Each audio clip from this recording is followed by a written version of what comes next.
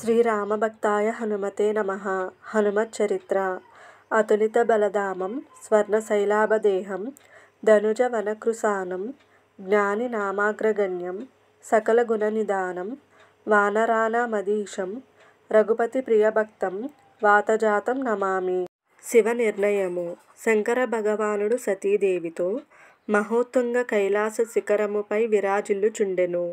వటవృక్ష ఛాయలో కర్పూర సదృశమగు అతని ధవళ గాత్రముపై జటాజూటము శోభిల్లుచున్నది.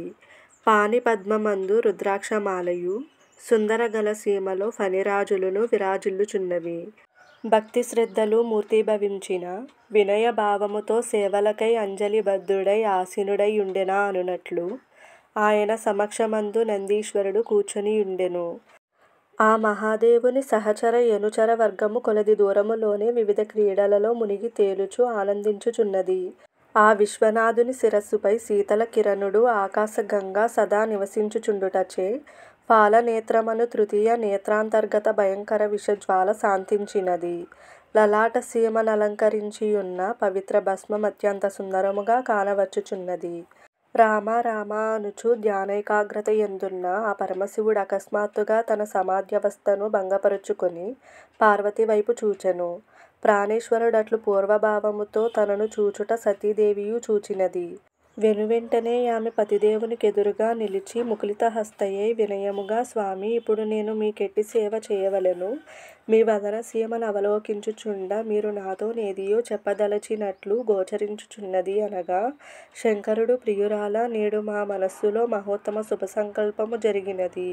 ఏ మహామహిమాన్వితుని నేను నిరంతరము ధ్యానించుచుందునో, ఎవని మంగళనామమును సర్వదా స్మరించుచు గద్గదత్వమును చెందుచుందునో, ఎవని వాస్తవిక స్వరూపమును స్మరించి సమాధిగతుడనై పోవుచుందునో, అట్టి ఆ దేవుడే అచిరకాలములో భూలోకమందవతరించనున్నాడు. దేవతలందరును యా ఆరాధ్య దేవతతో నవతరింప అత్యంత కుతూహల చిత్తులై ఆ ప్రభు సేవా భాగ్యమును పొందగోరుచున్నారు. ఇట్టి స్థితిలో నేనెందులకు వంచింపబడవలెను? నేను కూడా నచటకు పోయి నా ప్రభువును సేవించుకొని యుగయుగముల నుండి కలిగిన లాలసను పూర్ణము చేసుకొనెదను అనెను. పరమశివుడు పార్వతిని సమాధానపరచుట. పతిదేవుని వచనముల నాలకించిన సతి ఆ సమయములో ఉచితానుచితములేమిటి అనెడి విషయమును వెంటనే నిశ్చయించుకొనలేకపోయెను. ఆమె హృదయములో ద్వంద్వభావములు ఏర్పడినవి.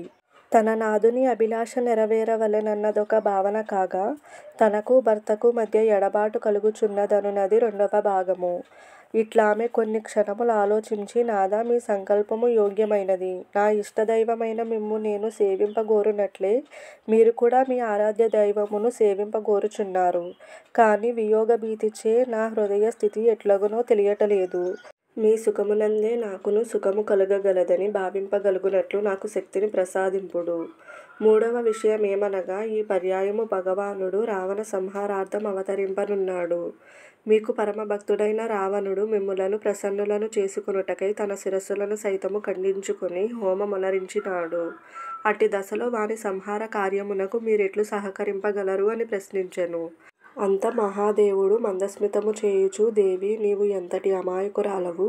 ఇందులో మన వియోగ విషయమేమున్నది? నేనొక రూపములో అవతరించి నా ప్రభువును సేవించుకొనెదను. ఈ రూపములో నీ వద్దనే ఉంటూ నీకు ఆ లీలామయుని విచిత్ర లీలలను చూపించెదను.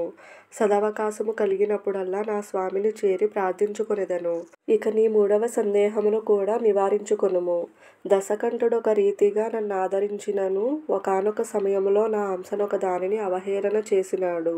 నేను ఏకాదశాంశలలోనున్న విషయము నీకు తెలిసినదే. అతడు తన 10 తలలను ఖండించి నన్ను అర్చించిన వేళ నా 11వ అంశనొక దానిని విడిచిపెట్టెను. నేనదే అంశతో వానికి విరుద్ధముగా యుద్ధము చేసెదను. వాయుదేవుని ద్వారా అంజనా గర్భమున అవతరింప నిశ్చయించుకొనినాను. ఇక నీకెట్టి సందేహమును లేదు కదా అనిన పరమశివుని ప్రియ మధుర వచనములకు సతీదేవి పరమానంద భరితురాలైనది. వీడియో నచ్చితే లైక్ చేయండి, ఫ్రెండ్స్ అండ్ ఫ్యామిలీ మెంబర్స్కి షేర్ చేయండి, తప్పకుండా సబ్స్క్రైబ్ చేయండి.